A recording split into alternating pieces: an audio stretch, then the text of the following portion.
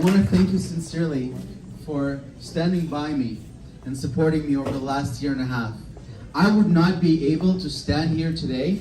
I would not be able to withstand the barrage, the media attacks. I would not be able to continue to carry our message if it wasn't for you.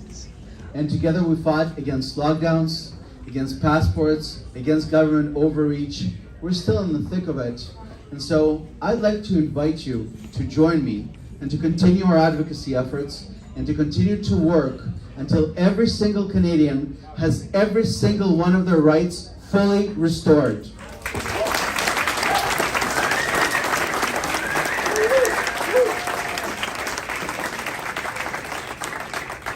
And so that's the main reason I'm running. I'm running to restore Canada's democracy. Because when you don't have democracy, you don't have anything. You know, some of you know that I was born in the former Soviet Union. And in the Soviet Union, you could not travel between cities without proper paperwork. And you couldn't move, you couldn't leave beyond communist walls, which is why my family and I were very much big on freedom. And we're able to gain that freedom in 1989. And now to know that in my home country of Canada, the 3.5 million Canadians cannot go up, get on a plane. It's not just something that should upset 3.5 million Canadians. It should upset 35 million Canadians. And every day, more Canadians are understanding that this isn't right. And we're going to stand up to Justin Trudeau until every single person is able to enter and exit Canada freely.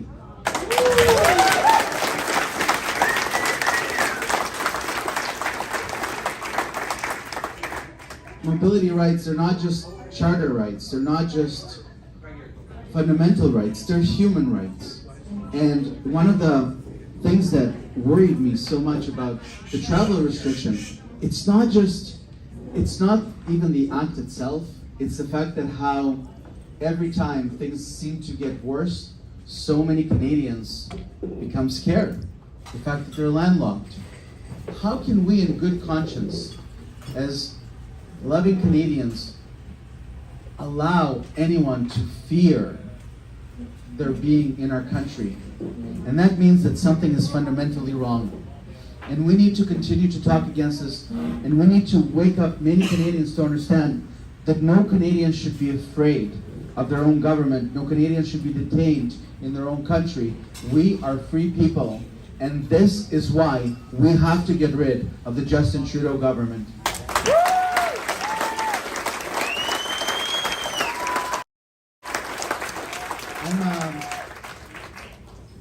I'm very saddened by the fact that mandates still continue to be prevalent in government, in private industry. In fact, the federal government is now moving ahead with an amendment to the Federal Labor Code that will regulate more than 1 million public servants. To my knowledge, I brought the only legislation in the country that sought to protect workers against workplace mandates. And shame on the Doug Ford government for voting down jobs and jabs on second reading, right? Shame on them.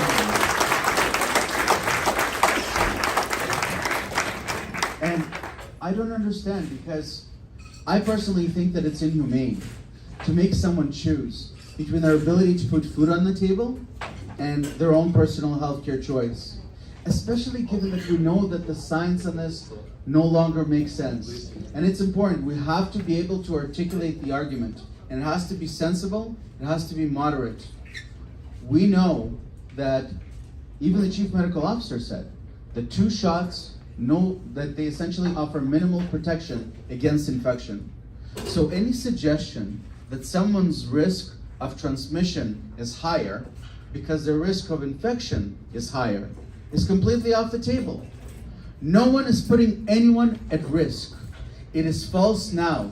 It has always been false. And this is something that we have to adamantly oppose and stand up against. No one's putting anyone at risk.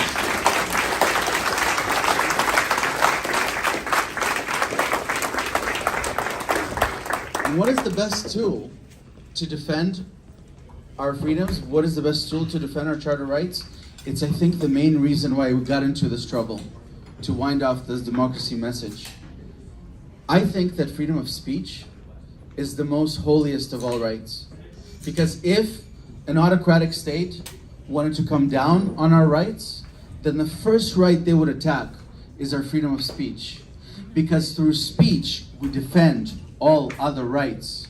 Speech is non-negotiable. And it's not just parliamentary speech, or speech in this restaurant, or on Twitter, or on the public square. It's also regulated professionals. It's regulated professionals like doctors and nurses, academics, business leaders, union leaders that were gagged. And not just by censorship that emanated from social media, but by the censorship that's caused by very radical, rude, and outright nasty cancel culture that is now threatening so many Canadians into submission. We cannot remain silent in the face of it. If we had the courage, if more people had the courage to speak out about, frankly, some of the bizarre events of the last couple of years, we would have been so much better off.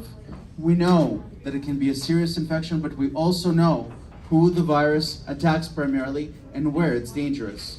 So we would have actually been better off saying that we need to afford more protection to those that are vulnerable. We would have saved more lives if we focused on long-term care homes in congregate settings. Instead, we locked down 15 million people in Ontario and 35 million people across Canada and made them sick. And the unwillingness of us to acknowledge the narrative is in part what allowed this to perpetuate for close to 2 years. But it doesn't matter, because we don't need an excuse to speak. Whatever happened to, you might disagree with my opinion, but at the very least, I'll defend your right to articulate it. I think that if we restore speech in full, so much of what currently ails us will immediately go away. It's not just good for our democracy, it's better for our public policy making. It's better to see the baseline. It's better to see all angles. It's better to make a decision based on informed thought. And so I thank you sincerely, and I encourage you to continue to talk to your friends, to your neighbors on social media. You have nothing to be afraid of. We have nothing to be afraid of.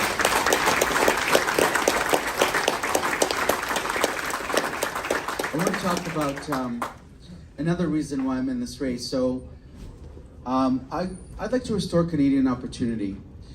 Some of you know, so I'm an immigrant in Canada. I came here when I was 15, and we didn't have a cent to our name. And my first mattress was from the recycling bin across the street. And my dad sold ice cream on those yellow bicycles. But it didn't really matter because I've always had a job. And I've always had this incredible joy because you don't really need much in Canada because you have opportunity.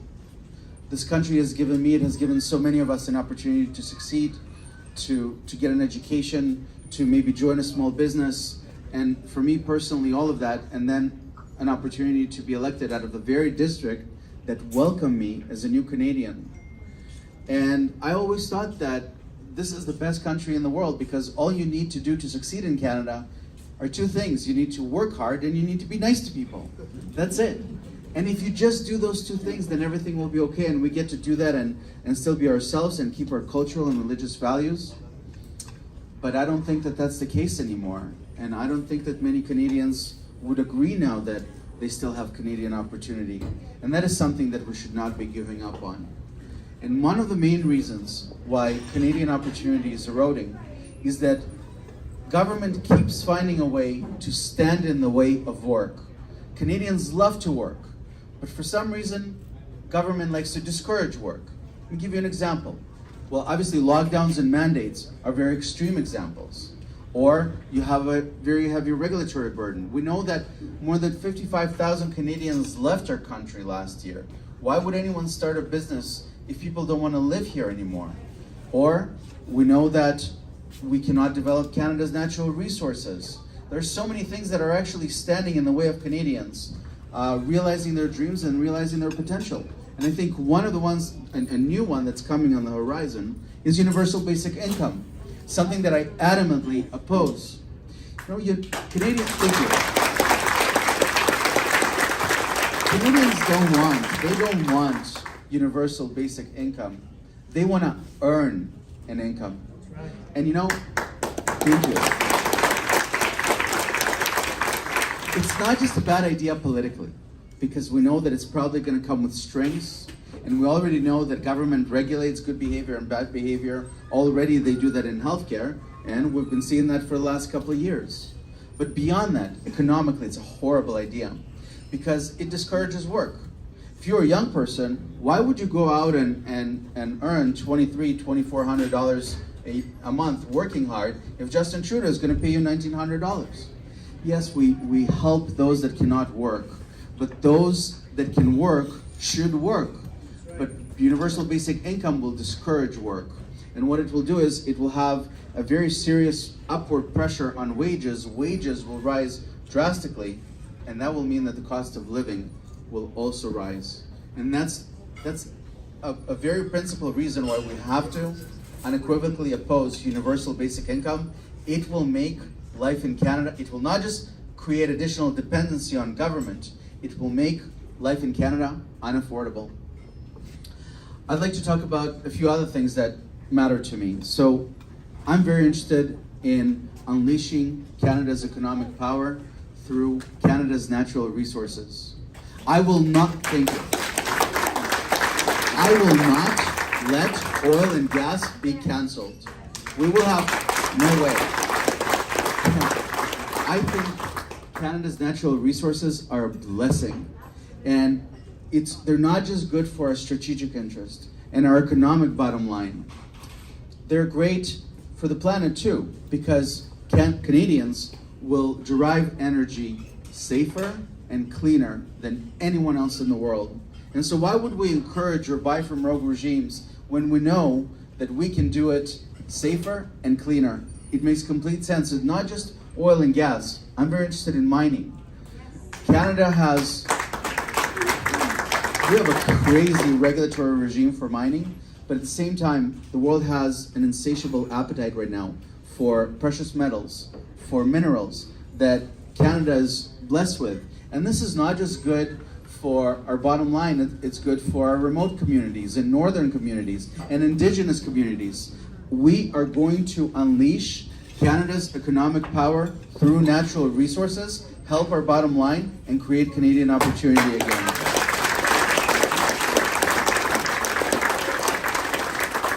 I'd like to talk about housing. People say that housing is such a complicated file and government can't really fix it. There's a lot you can do with housing. First of all, we have to devolve ourselves of all federal land that isn't protected. Put it out there to increase supply of land. It will bring prices down. Number two, I'd like to look at significantly increasing, if not eliminating, the first-time home buyers exemption. Right now it's $35,000. You can't afford a down payment on a doghouse with $35,000 in the GTA right now. We need to increase that exemption. And finally, what always worked for housing? What works for housing is infrastructure and transportation to build new and affordable communities. We built this country on a train, and we no longer have the political stomach to build anything anymore because of red tape, because of politics, because of bureaucracy, and by the time anyone makes a decision, new government comes and nothing gets built. Transportation and infrastructure to encourage the creation of new and affordable communities. I've demonstrated leadership before, and I'll demonstrate leadership again. I will not be afraid to start building again in our country.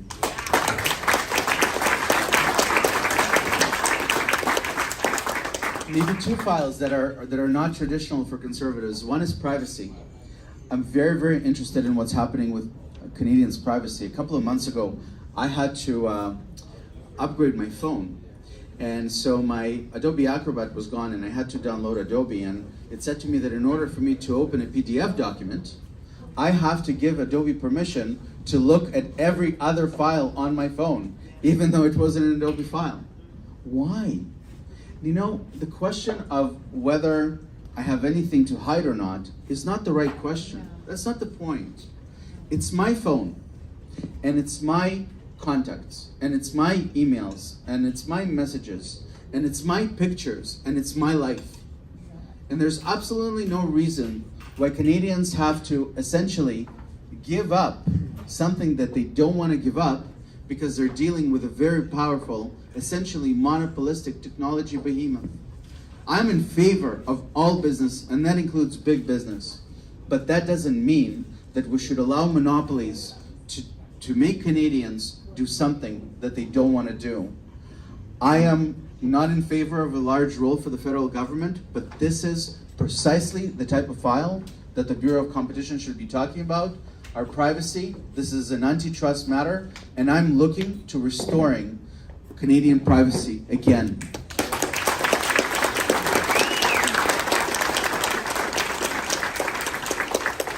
Finally, there's an untraditional file that I'm interested in. Today, in fact, is World Autism Day. And many Canadians don't know that we have an epidemic of autism in Canada. 1 out of every 50 children is diagnosed on the spectrum. And it's regretful because you can make a very material difference in a child's life with treatment early on. And it's not just the right thing to do, it's also the fiscally prudent thing to do, because you'd rather pay some money early on to treat a child and improve their lives instead of paying for supports throughout their lives. And provinces cannot get it right. I'm of the view that this is now of a national emergency proportions, and so I look forward to introducing my national autism plan.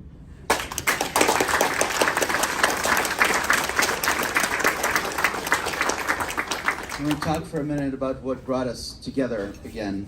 I have to run and I have to win the race for the Conservative Party of Canada because we have to shake up the Conservative Party of Canada. We have to shake them up. We have to ask, where have they been for the last 2 years? Why did they not stand up for Canadians? Where Canadians were suffering from lockdowns and passports?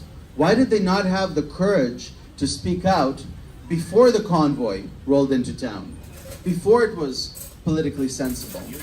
Because we have to expect that if they are going to lead us, if the Conservative Party is going to lead us, then it's going to do what's right and say what's right, even when it's unpopular. And that's the culture that I intend to bring to this party. We're not going to be afraid of ideology. We're not going to be afraid of cancel culture. We're going to stand up for Canadians because that's what Canadians are expecting us to do.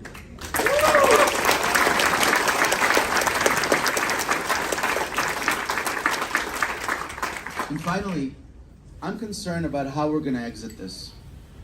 And some of my opponents or some in the media, they attack me and they say, well, Roman's just running on COVID and lockdowns. Well, first of all, like I said, 3.5 million Canadians still can get on a plane. Are you kidding me? We've never had this kind of discrimination in our country. People are losing their jobs. But even if we were fortunate enough to come out of this, how are we going to come out of this? How is history going to regard at what transpired in the last couple of years? What if our detractors, what if they say the passports worked and the lockdowns worked because that means that all the tactics that were implemented on Canadians were justifiable? The censorship, the psychological manipulation, the segregation, that cannot be allowed to stand. Because if it stands, if history regards these tactics as justifiable, then we will never fully go back to normal, and we will never fully get our democracy back, and that is unacceptable to me.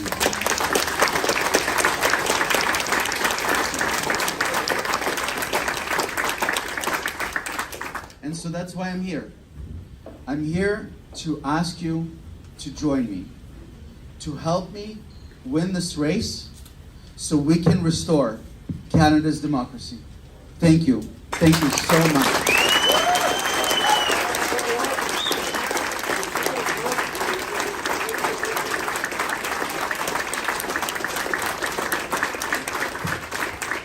So before we take a couple of questions, and I will take a couple of questions and I'll answer them fairly to the best of my ability, I'll come by after that and I'll shake hands and take some pictures if you want to have some pictures. It's also, I think, Saturday night, right? You can also have a drink. So I have to put in a plug. So many of you ask what you can do to help, okay? And I want to communicate this very, very clearly. The Conservative Party is a club, and who gets to vote in that club? Members of the club. That's just how it is. The members get to elect the leader. But you don't just go to existing members and ask them to give you their vote.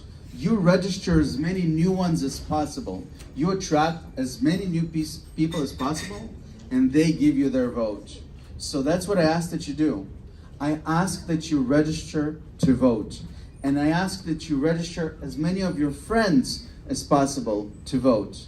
And we're going to be able to keep track of you and answer your questions and make sure you get your ballot and that your vote counts if you feed your vote into the Conservative portal through our portal at joinroman.ca/now. joinroman.ca/now. You pay the Conservatives $15. That makes you eligible to vote, and you get to shape Canada's future. Most importantly, we don't just need help in Ontario. We're doing great in Ontario. We need help in other provinces, in Quebec, in BC, in the Maritimes, in the Prairies. If you have friends, then please send them the link and ask them to register with us at joinroman.ca/now. And if you have a big group, if you have a Freedom Network or a trade association or some sort of club that you belong to, or a friend that runs a local freedom group, then we want to hear from you tonight. Our people are here, and we would welcome you onto our team with open arms. This is a remarkable effort. We can do this. We can win this. And it starts at joinroman.ca/now. And the now stands for now. All right. First question. Madam. Roman, not so much a question, but I wrote your office a little while ago about my brother who almost died from COVID. And had he gone with hospital protocols, he surely would not be with us today. Thank goodness my sister is in healthcare in the US, and through some pretty miraculous means and the Lord's blessing, we saved my brother. His life was at a 20% lung capacity when we managed to get ivermectin into him by sneaking it into the healthcare system. Wow. The next day, he rallied around to 97% lung capacity, and 5 days later, he walked out of the hospital.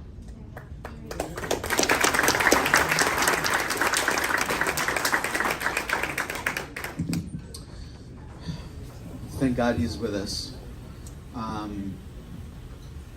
have a number of friends, including someone who's very, very close to me in my life, who lost a loved one to COVID. I know of a number of people that lost. And but I think that in response to what you said, never has the state interfered to this extent in the doctor-patient relationship. Since when are politicians medical doctors? And that goes for public health too, because they're politicians as well.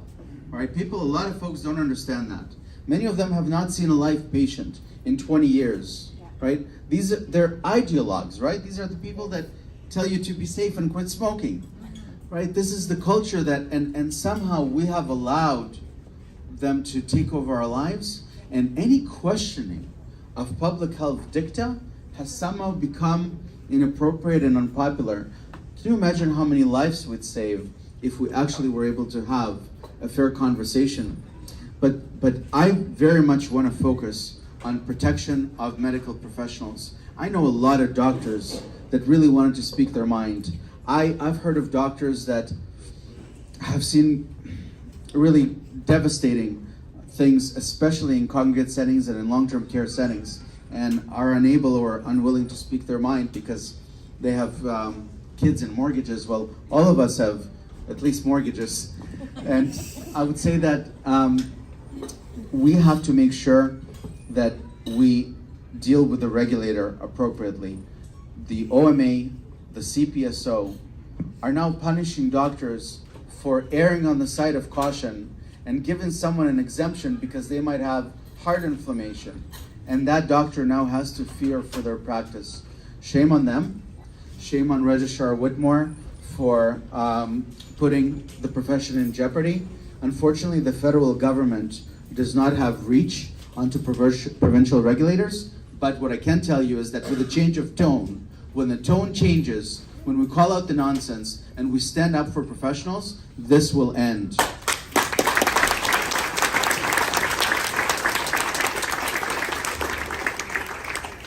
What would you say to those who suggest that in politics there are systemic problems that cannot be solved by individuals who come in and occupy positions within any color, party, or otherwise?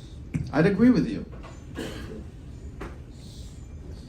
I'm not sure how we can fix this systemically, because you're not going to create a mousetrap that's going to prevent lying or corruption. And you're not going to amend the charter to make sure that this stuff doesn't happen again, because throughout history, when civilizations decided to go rogue, it doesn't matter how advanced they were, the rule of law was out the window. And you're not going to reform British parliamentary democracy. It's what we got, and regretfully, it's very, very difficult to change. You can try and do a couple of things. You can probably take a bite out of lobbyists, and this is something that I'm looking forward to working on. This is something that Harper did somewhat successfully when he was in office, because all I see in government is essentially cash for access. If you can't accomplish something, you get the right lobbyist, and all of a sudden, miraculously, your file moves. And that's not how government should operate. So that's one thing I would look at. Second of all, oversight. In the provincial government, I've seen the Doug Ford government pass the Crown Liability Proceedings Act, which makes the government basically immune from litigation. It's shameful that in a parliamentary democracy where we have to hold ourselves accountable, government all of a sudden says, no, we're going to put ourselves beyond the reach of the law. It's completely undemocratic. But look, your point is well taken, because regretfully, looking at what happened in the last couple of years, no one believes anyone anymore. The trust in government has been completely eroded, and I'm scared that we're going to have a very tough time getting it back. And that's, I think, what I try to offer. I'm not good at politics. Instead, I try to say, you might agree with me or not, and I actually think that before this question and answer period is over, a lot of folks might disagree with me on certain issues, but at the very least, you will always know where I stand, and that I'll do what I believe is right. And if I ever feel that I'm compromised, then that will be my last day in politics.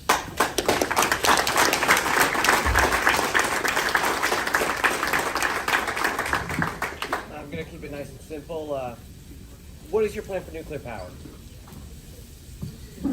So I know we're not too far from Darlington, right? This is nuclear. I should have prepared for this.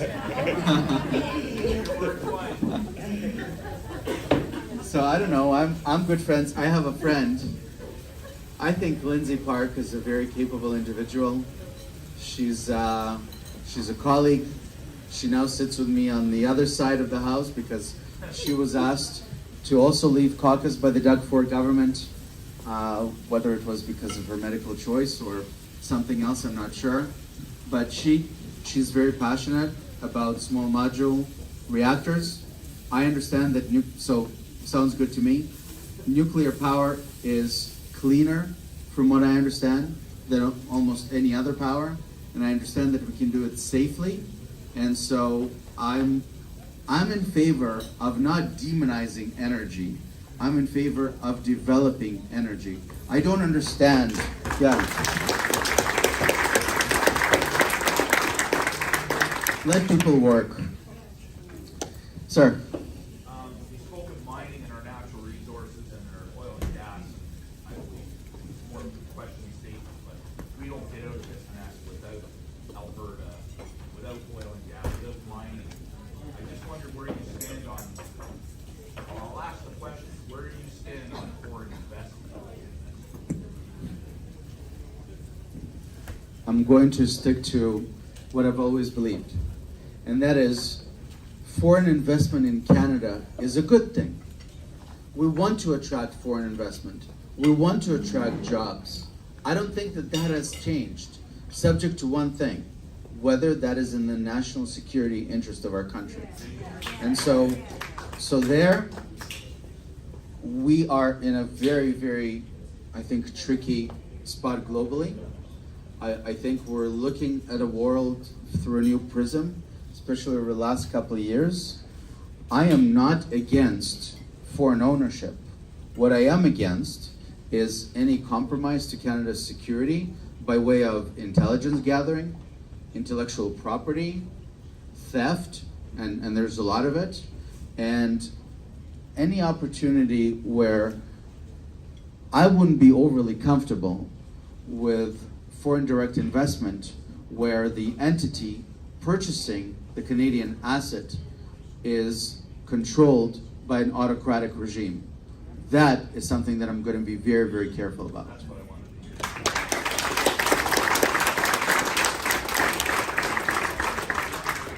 hear. Madam in the back. Hi. Excellent. The question was, what is my immigration policy? So, I'm an immigrant to Canada, and I think that immigration is a wonderful thing. And I think that immigrants and our diversity and multiculturalism makes our country great. And I think that it's necessary more than ever because we have a serious demographics challenge where we do not have enough young people in the labor force. I agree, however, that immigration has to be legal. Coming to Canada is a very precious thing to attain, and I would not subscribe to the fact that someone should subvert Canada's laws and be rewarded for that. But I also think that it's important for us as conservatives to start talking about this differently, especially here in the GTA. Half the people that are currently living in the GTA were not born in Canada. And the Conservative Party of Canada, for some reason, has always had a bad name in terms of not potentially wanting to embrace immigration. And I appreciate that some folks might disagree with me, but I believe that immigrants, when they come to Canada as landed immigrants, or applying for permanent residency after education or hard work, that their principles are similar to that of Canadians and that of the Conservative Party, is that they come here for freedom and they come here for economic opportunity. And those are conservative values. And I do not believe that we should be ceding the Liberals a monopoly on new Canadians. And my view is, and again, I'm who I am, I say what it's like. I think when you come to Canada and you're well-intentioned to work legally, and you're well-intentioned to work and contribute because you want to help your family and the next generation, once you arrive at Pearson Airport, you're Canadian. That's my view.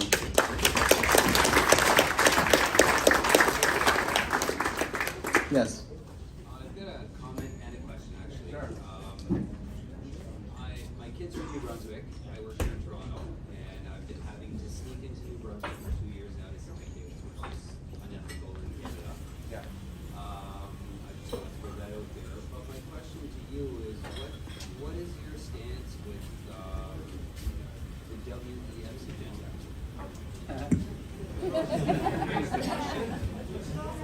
Yeah, absolutely.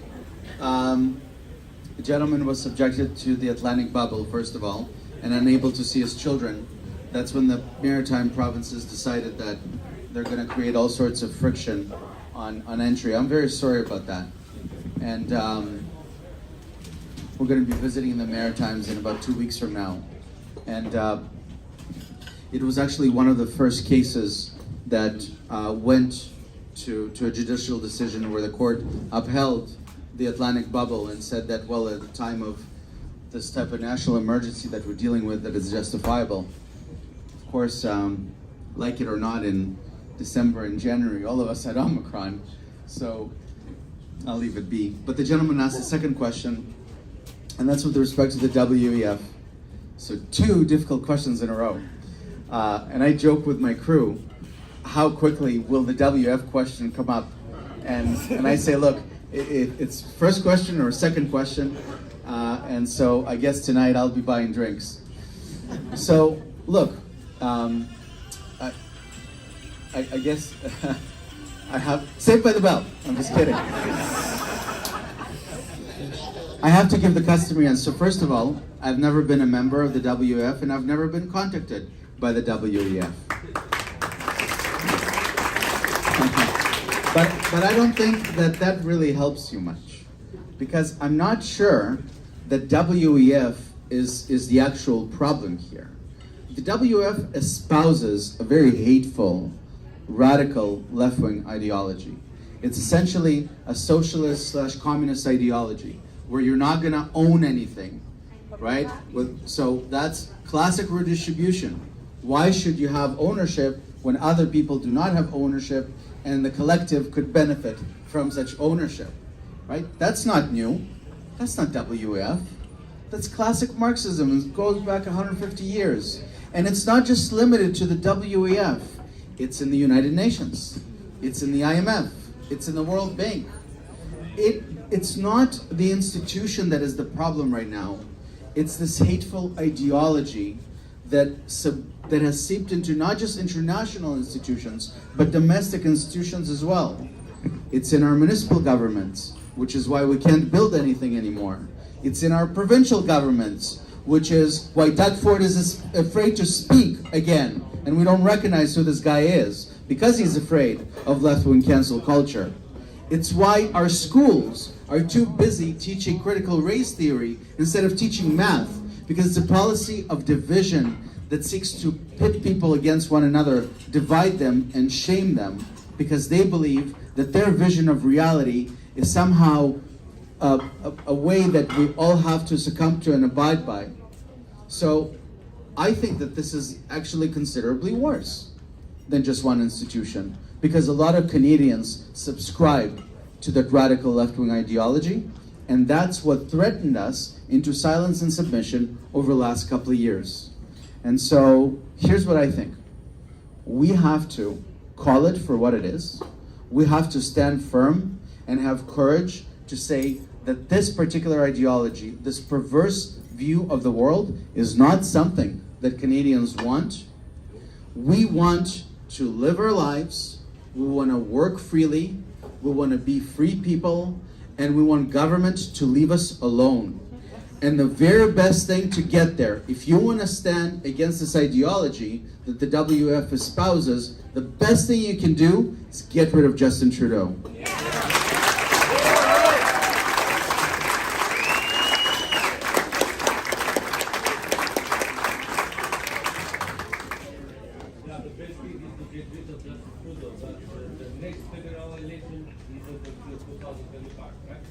So what we're going to do until then, because with the bills they're talking right now with the MVP, and they evaluating our rights every day, how are we going to stop them? Because just by talking in the parliament, I don't think it's enough. We have to do something greater for greater, because it's not working just in parliament. Okay. And I don't believe we're going to survive until 2025. So we have to action now.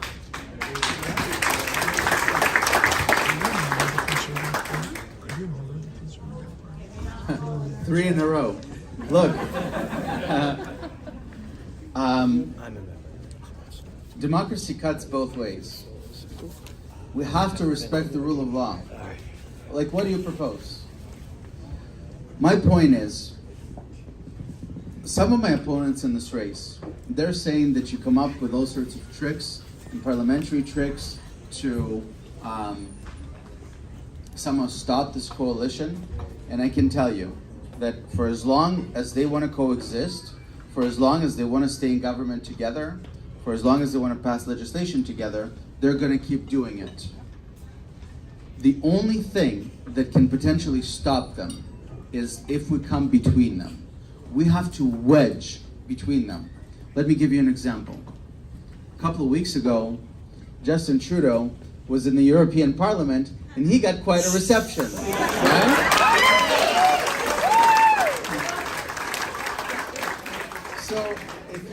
So if you're Jagmeet Singh and you're a leader of the New Democratic Party and you have the word democratic in the name of your party and the guy you're dealing with is not really democratic, then after a while you're going to say, maybe it doesn't make political sense for me to deal with this guy anymore. And that is the only way out. That is within the bounds of the rule of law. All right? Because we are going to maintain the rule of law. We saw in Ottawa, I put out a video this morning, we saw a terrible thing on February 18th where the federal government broke the law, but what did the protesters do? They did not. It was a peaceful rally, no police was assaulted, no injuries, they behaved, model behavior. We will always remember that they were peaceful, and you have no other way because the government, these despots are going to come down on you. So here's what we got to do. We got to continue dividing them, shaming them, exposing them until they no longer think that it's politically viable for them to work with one another. We're going to divide them and they're going to go for an election. And it's going to happen before 2025 because they need a little bit of lead time to start hating each other again. I want to make a very quick point about the NDP. Shame on Jagmeet Singh, who ended up, he ended up with an egg on his face when he voted for the Emergencies Act after the alleged emergency was over, and 2 days later, Canada's Senate told him to go home. It's an incredible thing that has happened, but worst of all, the NDP is now exposed as no longer the party that stands for workers. That's right. They failed. They did not protect workers against mandates. They did not side with the labor movement. Instead, they sided with the radical left-wing ideologues, and we need to make sure that this is going to cost them. I think there are so many labor leaders in this room, in fact, that have been so kind to me and so good to me. In fact, Sebastian, the organizer of today's movement, originated from Unifor. The workers are looking for an alternative, and I'm going to build an inclusive conservative party that invites everyone into the tent, and that includes labor. So the answer to your question is, we're going to divide them, we're going to shame them, and they'll have to divide and go for an election. Now, thanks for being here. So, before we continue, I think there's some forms being passed around. You have two options. In order to make yourself eligible to vote, you can either go to joinroman.ca/now, or if you don't want to do it over the computer, somebody is going to give you a membership form that will enable you to register yourself and your family. You don't need to be 18, you can be 14 and permanent resident, and that's enough to join the conservative club that gives you a vote. And all it costs today is $15 to try and help us out of the mess that we're in. This is a mature effort because the freedom movement had a difficulty uniting over the last couple of years. Someone's too aggressive on the WEF. Someone's not aggressive enough on the WEF. Or someone is totally pro-immigration and someone's less pro-immigration. We don't have the luxury anymore. I think our country's democracy is fundamentally at stake, and this is now an opportunity to take over one of the major parties so we can win an election and get out of this nightmare. So, please. Yes. So, at least whether we consider it the World Economic Forum or that of just the rampant ideology that's just expanded, whether the current COVID policies remain or they're removed, the real thing that is going to remain is the greatest wealth transfer in history. And the greatest way that we can defend ourselves against a big government or government overreach is that of economic independence. And so when we see someone like Bill Gates, who I do not believe personally has the best intentions by any means, in fact I consider him quite the antagonist, if he becomes, which he is now, the #1 owner of farmland in the United States, what exactly can the federal government or you as Prime Minister be able to do to curb these types of monopolies that you've referenced from being able to limit Canadian ownership or small businesses and their ability to prosper relative to the monopolies that are here and continuing to grow at the expense of us?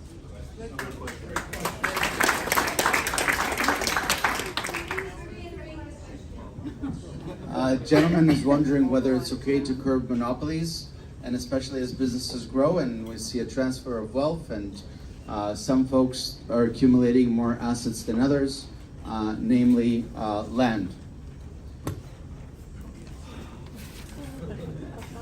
Either we're going to respect democracy and ownership rights, or we're not going to.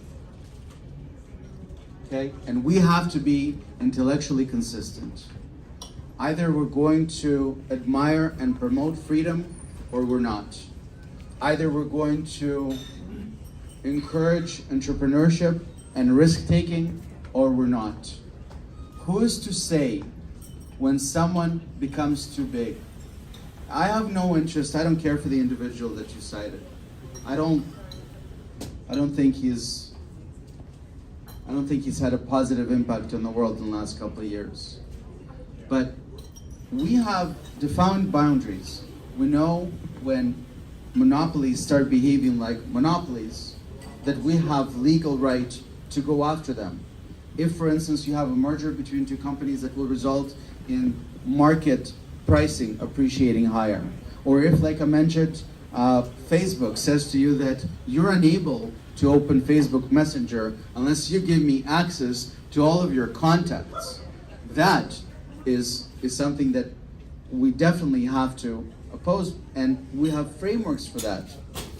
But I'm telling you, this happened to me in my home, in the country where I was born, 103 years ago, when people said, you know, there are some merchants, they call them the bourgeoisies, and they own too much, and they're oppressing the worker. And you know what ensues?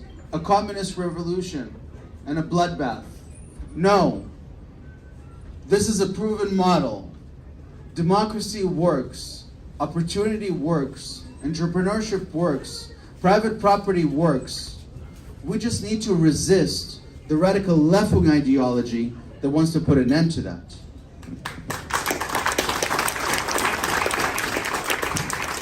Madam. Come on, how about an easy question for a change? Too educated. Accountability of our government. Yeah. What do you suggest is the right path to take? Yeah. I have a number of friends in the room who are lawyers, and I like to say, you know, I probably interviewed more than 1,500 witnesses in my life, maybe more. I prepared a lot of people for testimony and trial, and they would always say to me, Roman, what should I say? I'd say, just tell it how it is, you know, because if you tell it how it is, people will maybe understand, and if you don't tell it how it is, then you're out on the street. So again, I have no interest in pleasing all you people. I would like to see us go back to a semblance of normal so we can live in our country again. We're far removed from accountability. I wish I didn't have to say that, but look at what is happening in our country right now. We're still going through an acute phase of a denial of rights to a very large amount of Canadians. I very much want accountability. You can't imagine the kind of messages I get on my phone every day. I get hundreds of messages through all the platforms. They're heartbreaking. They're heartbreaking. I'm so angry, especially at the way the data was tendered to us, the data on which this exercise was predicated, the narrative on which it was predicated. I'm not just angry, I'm heartbroken. But you know, we're not going to get accountability for as long as the people that owe us accountability are in power. Look at Doug Ford. He set up a commission on long-term care. It was by his own rules, right? Look at Justin Trudeau. You think you're going to be able to get accountability while Justin Trudeau is still in power? No, you cannot. You need full subpoena powers. You need the ability to go out and get data. You need independence, potentially an independent judge who's going to be willing to look at this objectively. And so here's my answer. I pray that we can get through this very difficult, acute situation that we're still in, form government, so then we can get accountability. I assure you that that is something that I want, not just for victims of COVID or victims of onerous government overreach, for closure for so many people here, for a fair historical perspective that this never happens again.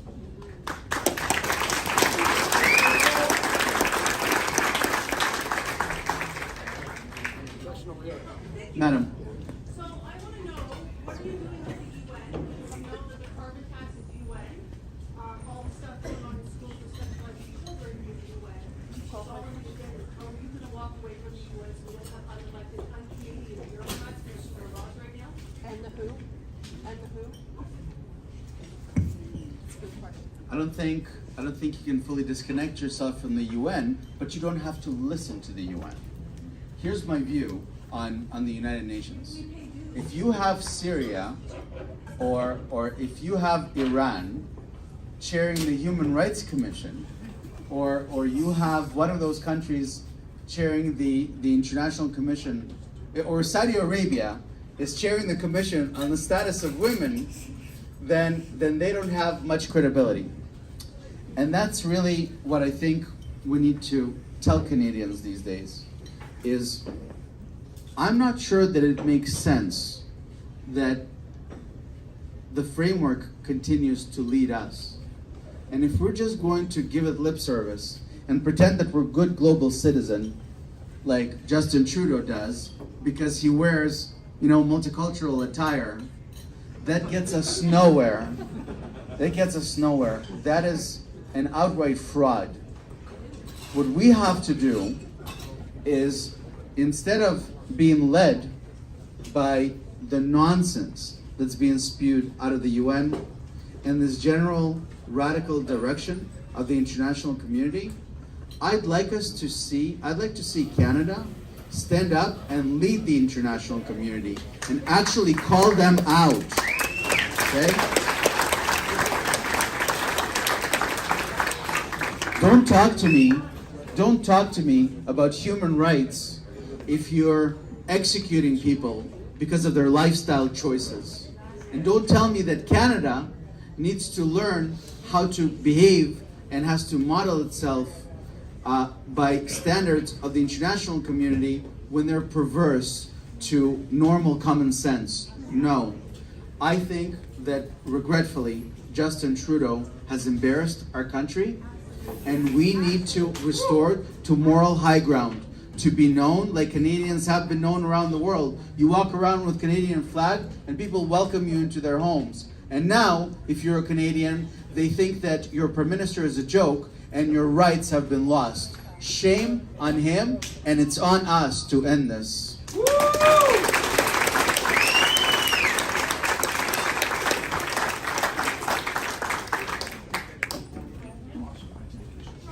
Sir. We keep going back to Trudeau. Yeah. I'm just wondering that as a people, why are we not uniting about the truth?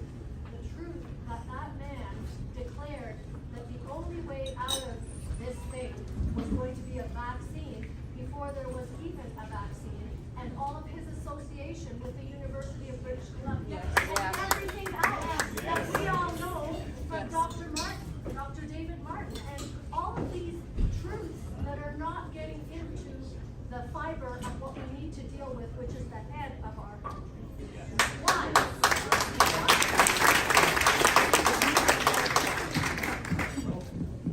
Sorry, I didn't. That's okay.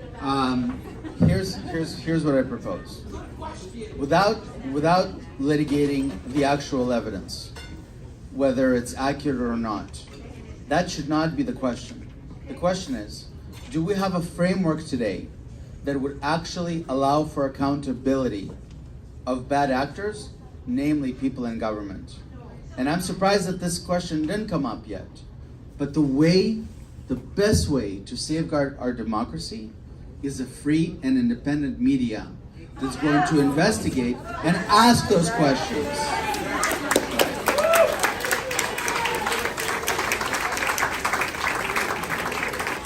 So here's the problem. He doesn't answer their questions.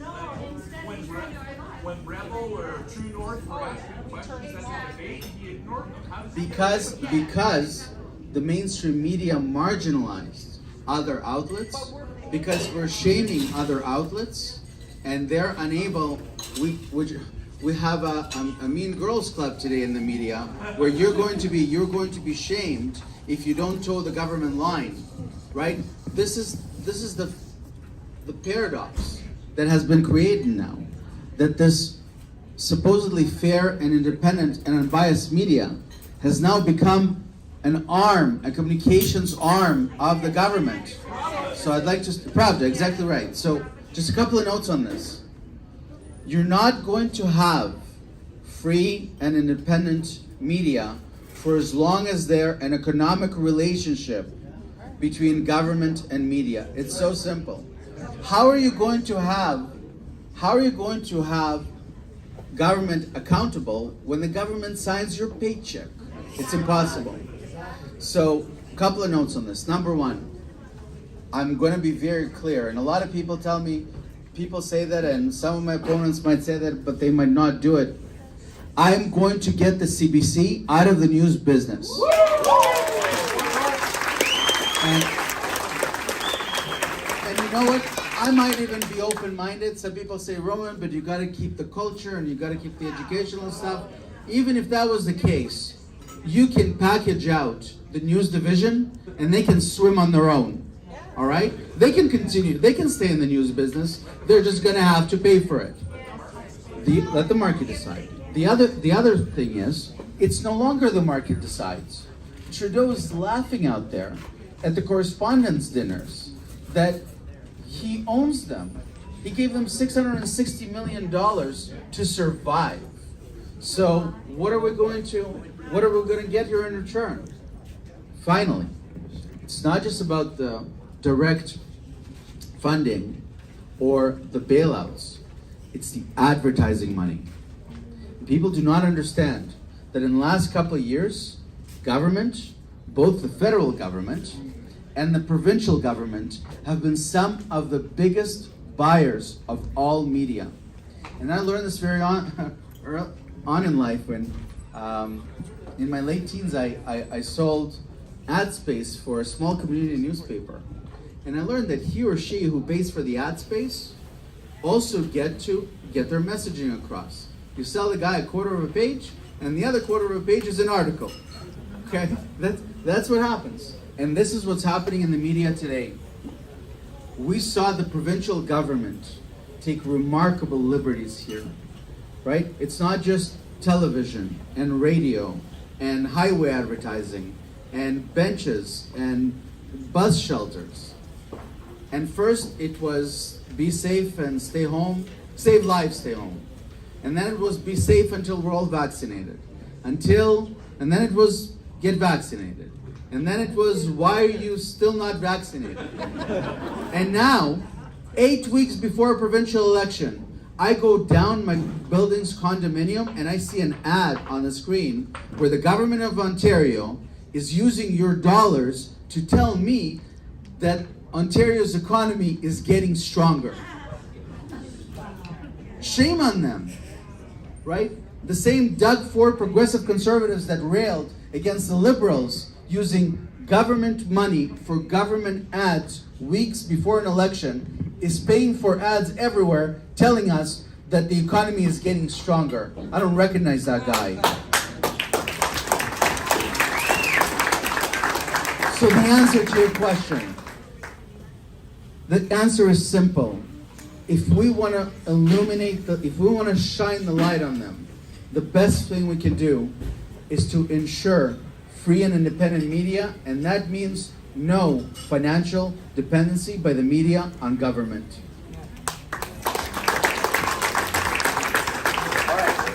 Couple more. Sir. So to that point, why are we subsidizing travel if millions of Canadians can't use the same services that their tax dollars are funding? I don't think I was able to hear you. I think your question was, why are we still subsidizing? Subsidizing travel when millions of Canadians, our tax dollars are paying for the travel subsidies, much like the tax dollars are paying for the media subsidies. Right? So we're funding the CDC, Yeah. we're also funding Via Rail, etc. Yet millions of Canadians can't use the service that their hard-earned dollars and tax dollars are going to pay for. Why is that the case, and how do we stop that from happening?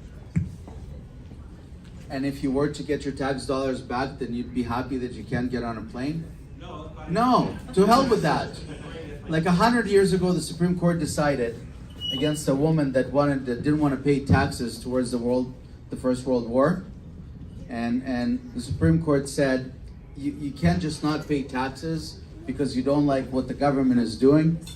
Unfortunately, if there's anything that's certain, that is taxes, and definitely too much taxes, and then you have tax on taxes, and now you have gas, and then you have the HST on gas, then you have the carbon tax, and all of that is subjected to another HST. The answer to your question is, regretfully, there's not, ideologically you're correct, that you're not using a service and you shouldn't be paying for it. Unfortunately, that's not how our tax system works. The best thing you can do is not change the tax policy, you can change government policy. And to change government policy, the best thing you can do is to change government. Yeah. I know, listen,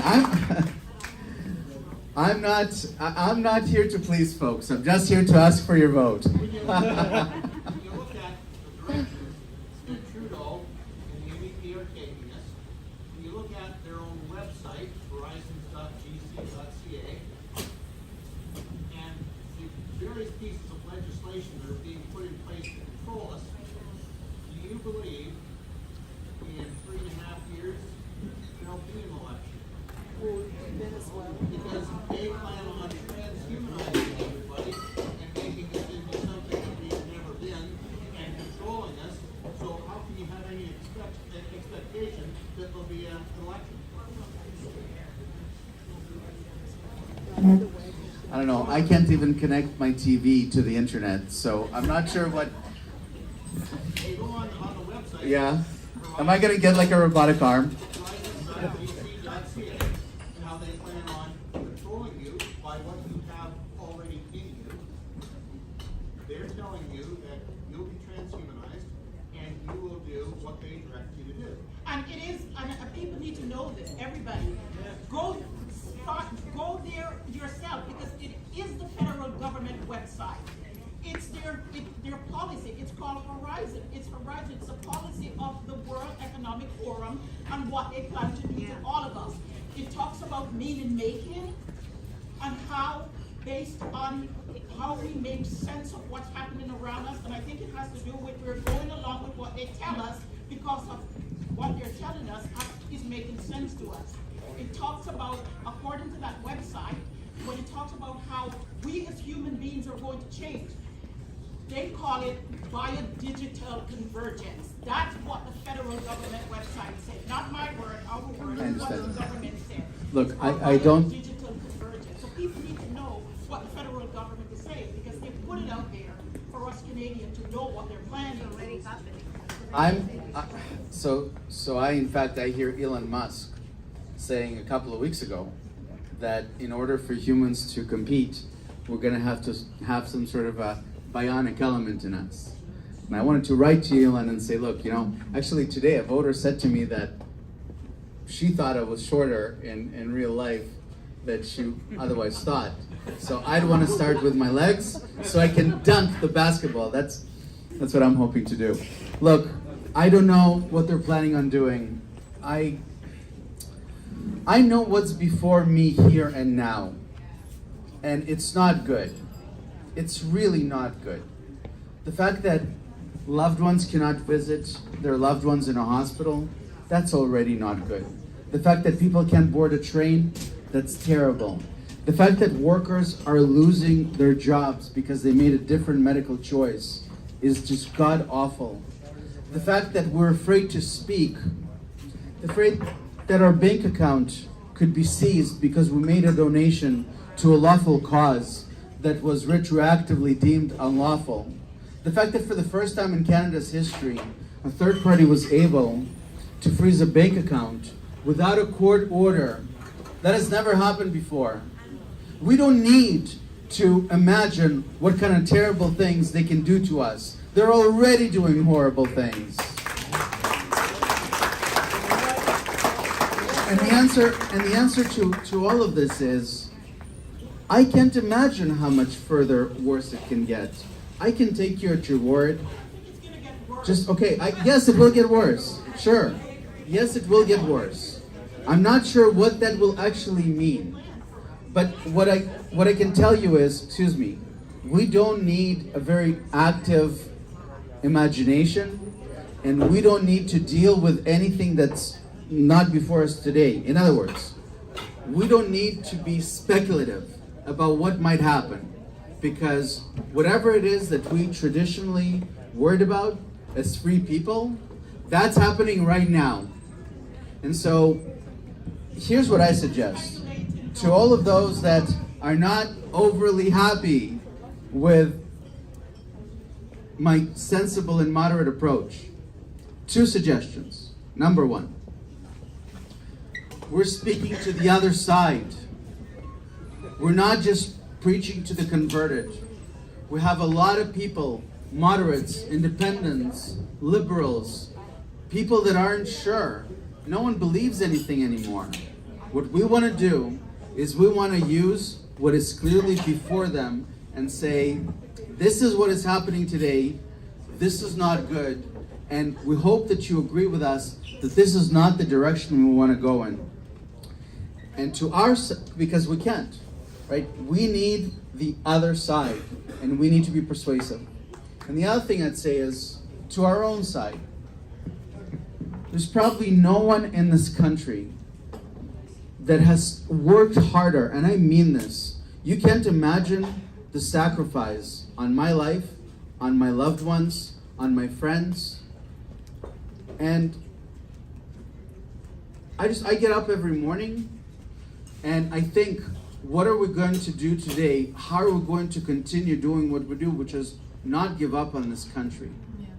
And the fact that sometimes we don't necessarily agree on one thing out of 100, or 1 out of 50, or 1 out of 20, or even 1 out of 10, doesn't mean that we can't work together, and doesn't mean that we can't unite.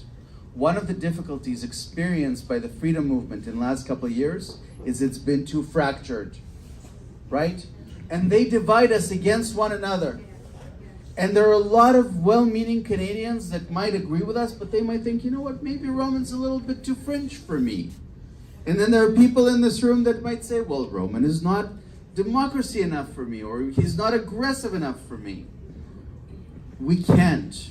You can't get perfection in this. What I'm urging everyone to do is to appreciate, if there was ever an opportunity to unite the freedom side, sensible and less sensible and more sensible Canadians that are really afraid by virtue of what they're seeing before their eyes, now is the time.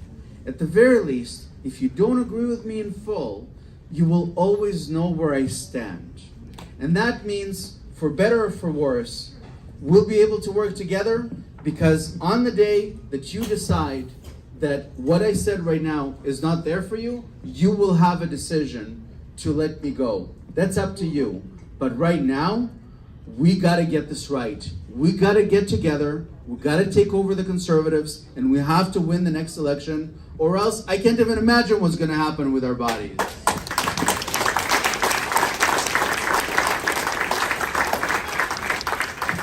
All right, come on. Something easy. Yes. We are all energy. Every single thing in the world is energy. Our bodies, we die, but we don't die. We go in the future.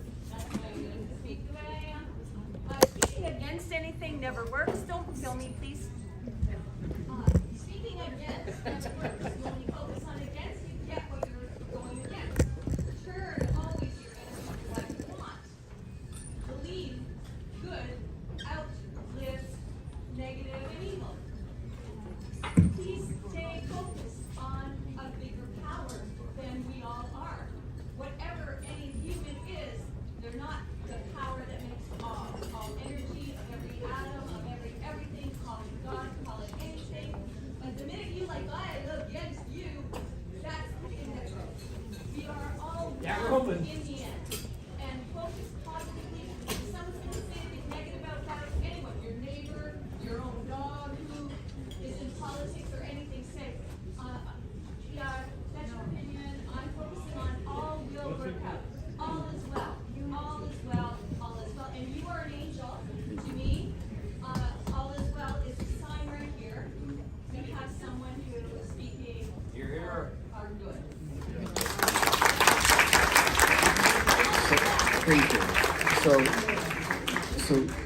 there are a couple of points that I want to make in response. I think if there's anything that Canadians have witnessed in the last couple of years, and I've always believed when it comes to communist ideology, that there's good and there's evil.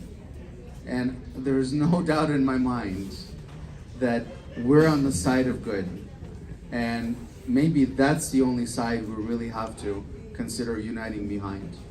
And the other thing I'd say to your point, for which I thank you, I made this point earlier today when someone was very critical of those that are vaccinated. And I'm telling you, we're in a really, really tough situation here. I mean, we're breathing right now and we're in this restaurant without a mask, thankfully. But life is not back to normal, and we need a lot more people that we can work with, that can hear our message, that need to be open-minded to what we believe. No one's talking to each other anymore. And one of the things that saddened me most about what transpired in the last couple of years is seeing the erosion of Canadian kindness. We used to be so nice to one another. Genuinely. I genuinely believed that it was real. It wasn't lip service. And now, all day, every day, I see Canadians not being kind to one another. Even on the highway, even how we drive, even when we open doors to one another. This is not what we want. And so I encourage our side, the freedom side, the good side, that we have to remain, we have to keep it together, and we have to remain kind Canadians, because we have a lot more Canadians that need to hear our message.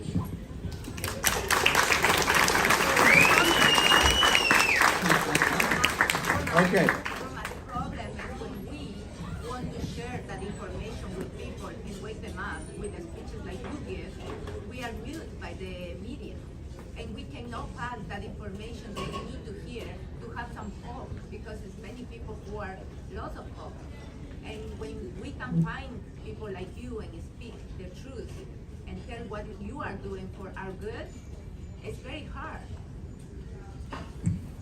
Thankfully, I have been able to continue to speak. And thankfully, we still get media coverage, even though less than some of our opponents. And thankfully, I mean, I don't know, knock on wood, but just gotta go in my head. I can't find any wood.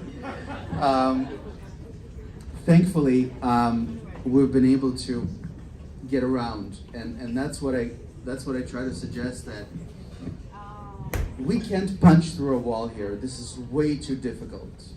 Imagine when I got kicked out of caucus in January 2021, there was no conversation about anything. You could not tell your neighbor, you could not tell your friend that your kid is depressed because of the lockdown, because then you'd be accused of being like a vicious killer. You're a grandma killer because you're saying that your kid is depressed and being out of school is bad for your kid. We have gone so deep down the rabbit hole. We can't just punch through it. We have to dig our way out of it. The media is a separate question. But I think that as we deal with individuals, I don't know, there's so many families that are divided. I hear from so many people on the road. They cry when they tell me how they're estranged from their families. I think the tide is coming around. I think many people see that the goalposts moved one too many times. Everyone sees that this thing doesn't prevent transmission or infection. People are waking up to the fact that what transpired in the last couple of years has been so overly devastating. I think we have a lot of things to be optimistic about, but we're not going to get there unless we start loving one another and working with one another, and most importantly, organizing together. We haven't had an effort yet where we could collectively get behind. This is where I invite the freedom movement to get behind. We can win this so we can end this nightmare. Thank you. Thank you so very much. I know these are all my questions. I'll be taking questions for another. I'll approach you. I'll answer your question. I'll come by. Maybe the last one.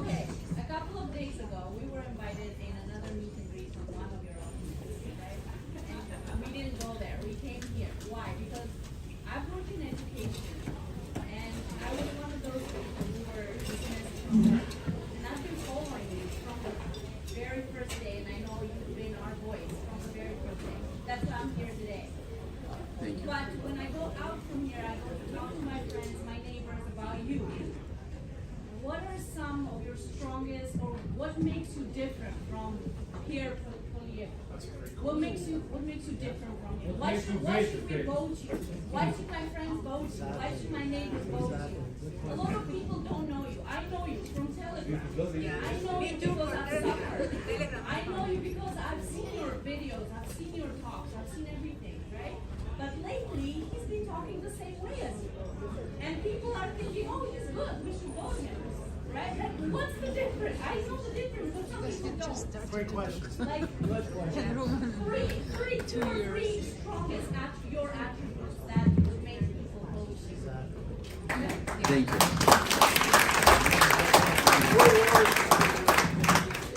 So, look, first of all, I would happily concede that Pierre is very articulate, and he's also intelligent. And look, he's the finance critic for the opposition, and so of course he gets more media coverage. But I'd start by saying, irrespective of whatever anyone believes, anyone in the race to be the next leader of the Conservative Party of Canada will make a better Prime Minister than Justin Trudeau.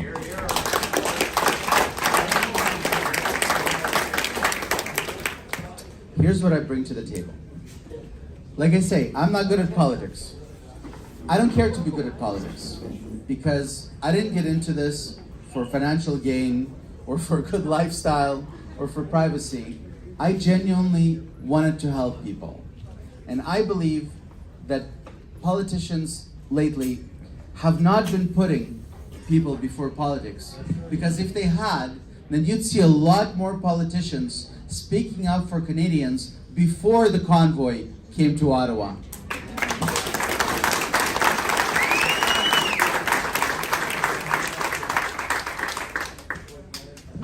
I also think that I'm not your typical politician. The three leading runners in this Conservative race have all been elected in their 20s. They all became members of Parliament in their mid-20s. And I'm distinguished that way in that I believe that I was elected when I was almost 38. I practiced law for 12 years before I was elected. I started my career at Legal Aid Ontario. That was my first job as a lawyer. I was the Community Legal Services Clinic at the school funded by Legal Aid, where I was a supervisor. And that's where I learned a lot of my humility. I used to be like a punch the wall type of guy through the wall, and then I realized that people are people. And that's also where I get some of my approaches towards individual freedoms and why people make certain choices and the choices that they make with their healthcare and their families. I think I bring a human element that makes me care for people very, very much, even when they give me a tough time. And finally, like I said a couple of times during this talk, no one trusts government anymore. And you might not agree with me, but the fact that you would know where I stand, the authenticity that I would bring to the table, would make it a lot easier for Canadians to work with me. You will always know where I stand. And that means that you can trust the fact that when push comes to shove, I will do what I believe to be right and not what the public thinks is popular. And now that we have so much to worry about and so much to fear, I think you need to elect someone with courage to stand up to what is happening today. And I will always speak my truth, and that means I'll bring a lot of courage, because we have a lot of work to do and we have a real mess on our hands, and you need a lot of courage to deal with that mess.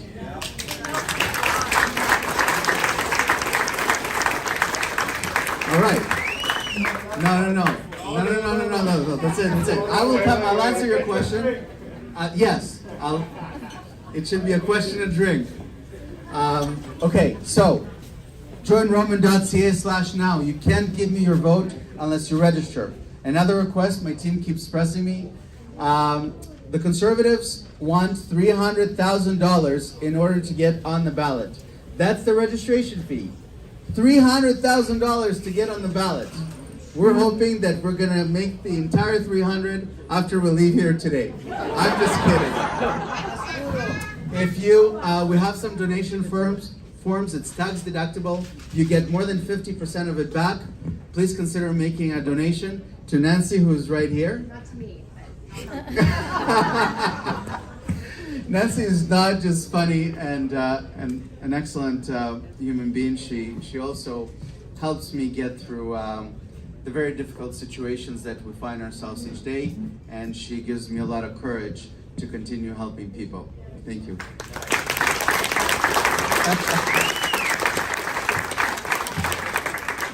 Thank you so much. I'll be around at the bar. All right, folks, I hope you had fun. We'll let him get barraged, and then maybe we'll tune in a little bit later with a little interview. Okay? See ya. Have fun. Church Bubbles loves you, man.